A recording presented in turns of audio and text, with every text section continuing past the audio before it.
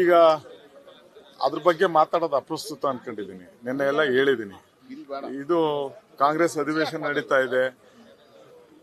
ಮುನಿರತ್ನವರ ಪ್ರಾಯೋಜಿತ ಕಾರ್ಯಕ್ರಮ. ಅವರ ಆಪಾದನೆಗಳು ಮಾಡ್ತಾನೆ ಇದ್ದಾರೆ. ಸಾರ್ವಜನಿಕರ ಗಮನವನ್ನು ಬೇರೆಡೆ ಸೆಳಿಬೇಕು ಅಂತ ಹೇಳಿ ಅವ್ರ ಮೇಲೆ ಇರತಕ್ಕಂಥ ಆಪಾದನೆಗಳಿಂದ ನಾಟಕ ಆಡಿ ಆಚೆ ಬರಬೇಕು ಅಂತ ಹೇಳಿ ನಾಟಕ ಆಡ್ತಾ ಇದ್ದಾರೆ. ಎಲ್ಲವೂ ಮುನಿರತ್ನವರ ಪ್ರಾಯೋಜಿತ ಯೋಜಿತ ಕಾರ್ಯಕ್ರಮಗಳು. ಏನಂತ ಸ್ವಾಮಿ?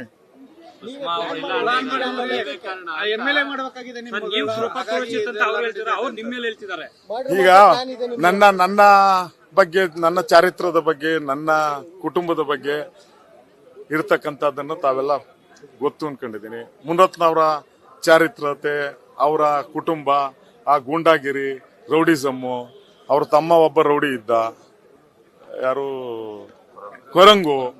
ಕೊರಂಗು ಇಟ್ಕೊಂಡು ಚಾಕು ಚೂರಿ ಕತ್ತಿ ಇಟ್ಕೊಂಡು ಬಿಬಿಎಂಪಿನಲ್ಲಿ ಕಳ್ಳಬಿಲ್ ಮಾಡಿಸಿ ಟೆಂಡರ್ ಅನ್ನ ಅಕ್ರಮವಾಗಿ ಪಡೆದು ಮಾಡದಂತ ಇತಿಹಾಸ. ಸ್ವತಃ ಅವರೇ ವೈಯಾಲಿ ಕವಲ್ ಸ್ಟೇಷನ್ ಅಲ್ಲಿ ಗೂಂಡಾ ರೌಡಿ ಲಿಸ್ಟ್ ಅಲ್ಲಿ ಇದ್ದಂತವ್ರು.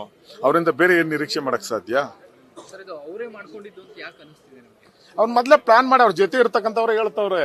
ಅವ್ರ ಜೊತೆ ಇರ್ತಕ್ಕಂಥವ್ರು 50% ಜನ ಇನ್ಯಾರು ಉಳ್ಕೊಂಡಿದ್ದಾರೆ, ಅದ್ರಲ್ಲಿ 50 ಜನ ಅವ್ರ ವಿರುದ್ಧ ಇರೋರು. ಅವರೇ ಹೇಳ್ತಾರೆ ಹಿಂಗೆಲ್ಲ ಮಾತಾಡ್ತಾರೆ, ಹಿಂಗೆಲ್ಲ ಪ್ಲಾನ್ ಮಾಡ್ತಾರೆ ಅಂತ. ಆಸಿಡ್ ಹಾಕಿ ಮೊಟ್ಟೆ ಹಾಕಿ ಅಂತ ಹೇಳಿದ್ದವರು ಅವ್ರೇನೆ. ನೆಕ್ಸ್ಟ್ ನಾನು ಕೊಲೆ ಮಾಡ್ತೀವಿ ಅಂತ ಕೊಲೆ ಮಾಡ್ತಾರೆ ಅಂತ ಅದಕ್ಕೂ ಸ್ಕ್ರೀನ್ ರೆಡಿ ಆಗಿದೆ. ಯಾರೋ ನಾನು ಎಲ್ಲ ಹೊರಗಡೆ ಹೋಗ್ತಿದ್ದಾಗ, ಎಲ್ಲಾನು ಹೋಗ್ತಿದ್ದಾಗ, ಒಬ್ಬನೇ ಹೋಗ್ತಿದ್ದಾಗ ಚಾಕು ತಗೊಂಡು ಯಾರೋ ನೀನು ಒಬ್ಬನ ರೆಡಿ ಮಾಡ್ರಿ, ನಾನು ಹೊಡೆಯಕ್ ಬರ್ಲಿ, ನಾನು ರಕ್ಷಣೆ ಏನೋ ಬದುಕಂಡೆ ಅಂತ ಹೇಳಿ ನಾಟಕ ಮಾಡ್ಬೇಕು ಅಂತ ಹೇಳಿ ಪಾಪ ಅವ್ರಿಗೇನೋ ಕೊಲೆ ಸಾವನ್ ಬಗ್ಗೆ ಏನೋ ಭ್ರಮೆ ಬಂದಿರಂಗೈತೆ. ಸರ್, ಅವ್ರು ಮಾಡ್ತಿರೋದು ಸೀರಿಯಸ್ ಅಲಿಗೇಷನ್. ನೀವು ಮರ್ಡರ್ ಅಟೆಂಪ್ಟ್ ಮಾಡ್ತಿದ್ದೀರಾ ಅವ್ರ ಮೇಲೆ ಪದೇ ಅನ್ನೋ ರೀತಿಲಿ ಹೇಳ್ತಿದ್ದಾರೆ. ಇದಕ್ಕೆ ನಿಮ್ಮ ಉತ್ತರ ಏನು ಸರ್? ನಾನು ರೌಡಿನೂ ಅಲ್ಲ, ನಾನು ಕೊಲೆ ಮಾಡತಕ್ಕಂತ ವ್ಯಕ್ತಿನೂ ಅಲ್ಲ. ಸ್ವತಃ ಅನುಭವ ಇರತಕ್ಕಂತ ಮುನಿರತ್ನ ಅದ್ರಲ್ಲೆಲ್ಲ ಚಾಕುಚಕ್ಯತೆಯನ್ನ ಹೊಂದಿರತಕ್ಕಂಥವ್ರು.